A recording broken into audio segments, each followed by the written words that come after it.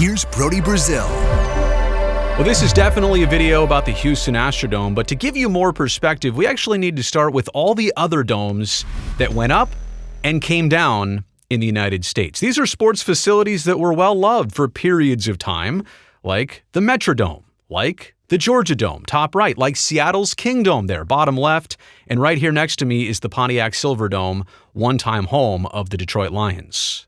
All of these buildings went up and have since been demolished, which is a different fate from the Astrodome in Houston. Now, the Astrodome's got a tremendous amount of history, and we'll get into that in a second. It's part of a National Historic Site Registry, so that's why they can't actually tear it down now. It's famous, but why did this building get to exist?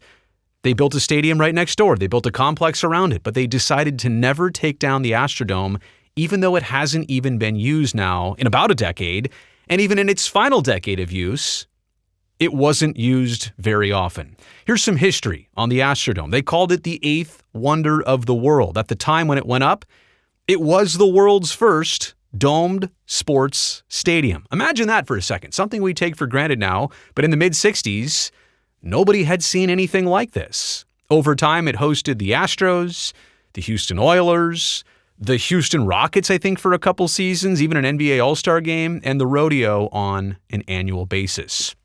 We talk about the Astrodome. How about AstroTurf? Yeah, that's like Kleenex. It's a common name, even though they call it field turf now in some places. AstroTurf is what so many people called fake grass for so many years because that was where it started. The Astrodome was the birthplace of AstroTurf. And this building and this stadium became very empty in the early 2000s. All the teams moved away. Obviously, the Oilers had moved to Tennessee. This building actually violated the fire code in 2008, so they said, we can't just do anything inside here anymore. And then even portions of this building were demolished in 2013. Eventually, you'll see how they took out all the seats. They just tried to empty it out and prepare it for whatever was next, but also kind of salvage it. And as part of that process in 2014, it became part of the National Historic Site Registry. So it kind of protected the Astrodome from getting torn down in any meaningless fashion. And in kind of a way, which I'll end the video on here later, if you've kept it up this long, it would almost be a shame right now to tear this place down. Let's just dive through some of the photos and history, and let's get sentimental about the Astrodome here for just a second. A terrible place if you're a baseball outfielder because of all that glass paneling on the ceiling. Imagine trying to catch a pop fly when there's the roof and there's no background. It's all sun and bright light that's coming through, which is nice. Like ambient lighting is nice, but it's hard to feel the baseball between the glass and the ceiling and all that. But that's what an Astros game looked like there. A very circular stadium. They moved the seats around. It was V-shaped for baseball. Obviously, it was more horizontal for football. This is the best football picture I could find of an Oilers game there. Doesn't look like it was well attended in these photos. Big stadium, right? Seats, I think over time, the range was anywhere from 55,000 to as much as 70,000 fans for different events. When they hosted basketball there, what a terrible basketball venue. I mean, just look at the sight lines, right? But the Rockets temporarily played here for a couple years, and I'm pretty sure that photo right there was specifically from an NBA All-Star game. So my point is, it wasn't the perfect place really for baseball. Maybe for football it was good. Definitely bad for basketball, but it has so much history, so much legacy, and I'm sure that when these seats came out, they were hot auction items. People wanted a piece of the Astrodome, but again, they've taken the seats out, they've preserved it. I guess I should have done these two photos in different order. This is the seats before they came out, but look at the state of the Astrodome. Look at that 4x3 square television, that tube television hanging from the ceiling there. Look at the steel iron girders there, and it just, like, this stadium clearly, if you're looking at small details on the inside, it looks like a 1960-something stadium that's had its day, had its life, and is well past any good idea right now. But that kind of brings us to the present because there are some good ideas for the Astrodome, one specifically that just got pitched the other day. The Astrodome Conservancy. That's a nonprofit foundation that's advocating for preservation of the Astrodome. And largely, you'd have to think that things are going in their favor. Again, this is a national historic site. It's going to be hard to tear it down, but what to do with it and how to do it, how to finance it, is a huge question. What they're proposing, and what I'm about to show you here, are 4 buildings to be built under the current dome roof. So buildings inside of buildings. Almost like a greenhouse type situation. Like they're going to build stuff inside of a bigger dome. If you've ever been to Opryland, the Opryland Hotel in Nashville, it's the same situation. There were hotel buildings that they just kind of built one big dome over it to make it an outdoor but really an indoor type space between the buildings. And that kind of has the same look and feel when you see the renderings here. The Astrodome would connect to the other buildings on the site, the football stadium and the other convention center that's on the site. So all of this would promote synergy, as the Astrodome wouldn't be so much of an isolated facility anymore. They also want to build outside the Astrodome a year-round retail village. Now, cost of this, it's very important. They're saying the Conservancy is a $1 billion budget. When you look at what they want to do and how they want to do it and probably the work necessary, I'm going to say it's probably going to be above that number, but $1 billion is where they're starting. They're saying about $250 million for the events arena, so it's still going to be an indoor arena type situation with buildings inside. I'll show it to you in a second. But $750 million for the commercial portions of this renovation and construction. And they're also here to say, as much as you think $1 billion is a lot, the Astrodome Conservancy says if they were to just flat out demolish the Astrodome and take it down, that alone, which gets you what? Nothing, just a blank canvas of land, that alone would cost $100 million. So it's more valuable to put more money into it and get something useful actually out of it.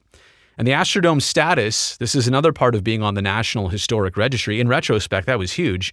The Astrodome status as a historic landmark makes it eligible for $400 million in federal tax credits. So now, all of a sudden, that $1 billion amount doesn't seem as terrible when you consider that maybe $400 million of it could come from the federal government. Here's their idea. There's a cross-section up above, and there's kind of an outside view here down below. The cross-section is interesting. Look at all those levels. Look at the inside and what they plan to build. Like, imagine, again, building buildings inside of a building. It's very creative. I actually like this idea. I like reusing something that was just going to sit there and collect dust and become an eyesore and people question it. And if you're in Houston, this is a conversation they've been having for decades. What are we going to do with the Astrodome? We got to do something. Ideas floated around for this and that. And so, I mean, it's hard to kind of go up against this idea. You're not only getting the inside of it, you're getting the outside of it. And it looks like on the inside, again, there's going to be that indoor arena type space. It looks like from the renderings, they're only planning to use it for rodeo purposes, but there's definitely a seating area. There's a concourse area. There's a lot to overlook this. And that's kind of cool. If it really is that big indoor space, there's going to be a lot of viewpoints and perspectives from up above, from higher floors on those commercial spaces or the retail space. It says there's going to be a brewing company there. Here's another far off look at it. So they definitely want to maintain some type of arena floor. I guess they want to have ticketed customers for certain events there. They want to keep it as some type of an entertainment venue, but they're obviously adding so much of kind of the shopping mall atrium type feel around it. And then on the outside, look, you're free to do whatever you want on the outside. It looks like there's plenty of land and space to do that. So it's less of a question outside, but again, on the inside, you've got offices and headquarters. You've got event and venue spaces. You've got commercial and cultural tenants. You've got food, retail, and a beverage village, they're saying. There's just a lot of different things going on here. Maybe as time goes on, if this gets approved, they'll narrow it down into maybe less of these items on the menu. But I like the creativity. And again, I like reusing a space that otherwise was just going to sit there. From the outside, you know, it's amazing. When you look at an actual picture of the Astrodome, it looks beat up and run down.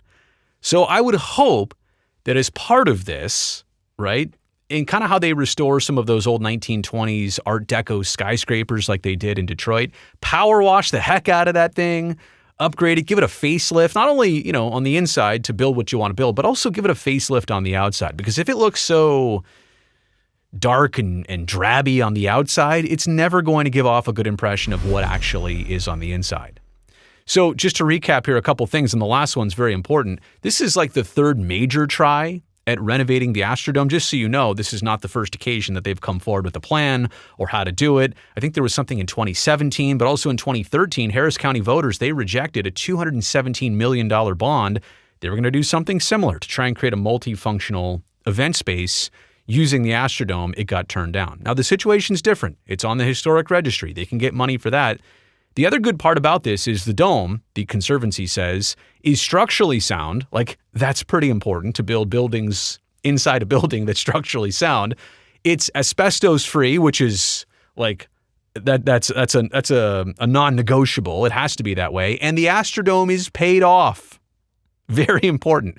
There's no money still to be spent on the actual Astrodome itself in terms of owning it or any other obligation. So look, here's my takeaways. Number one, if you've kept the building intact for this long and you had every chance to demolish it but didn't, it would be a shame to take it down now. Why did you keep it up for an extra 10, 15, 20 years and then ultimately do away with it with no better plan, right? In Texas, there's plenty of land. You could do something somewhere else. Do something cool with the Astrodome. Give it a second life. I do think it's probably prudent to repurpose this facility. Again, if you're just going to spend $100 million tearing it down, why not take that 100, take the federal government's 400, now you're 500 of your half, well, what you were going to spend, you're half the way there to $1 billion. I do question a little bit the buildings in buildings type thing. You know, like, how does it work that somebody wants to be in a building that's inside of a building, and then maybe there are some cool things you could do. Maybe they could light the ceiling of the Astrodome. Maybe they could put LED screens as part of the areas that are not glass. Like, they just really have to figure out a way to make it next gen, right? I want to honor the legacy of that ceiling and that roof, but maybe you got to replace all the panels up there. It just can't look old. I want this to be the idea of the old building, but it has to all look and feel brand new. The buildings in buildings thing, I'm still getting used to. But lastly, I mean, if the federal government is going to give you money here because this is a historic site and you've taken care of it, use those tax credits for sure. Right now, the burden is not on Texas residents, not on Houston residents, not on Harris County residents. Take the federal government's money for sure on this because, yeah, you kept the site. You kept it up. It's got a lot of history. It means something to people. It should mean something to sports fans. It's the Astrodome. The eighth wonder of the world could now be a blueprint for what to do. And you know what? That's another part about this. I'll leave it with this at the end of the video. This might be an idea for other teams and leagues and sports stadiums that exist. Instead of just tearing this thing down, what else can we do with this structure and this space that might be valuable to our community? You've made it here to the very end of the video. I really appreciate that. Thumbs up down below. That greatly helps me, this video, and this channel. And before it ends, please do me one quick favor. Go down there and make sure you are already subscribed to this channel. That way I can definitely see you back here next time.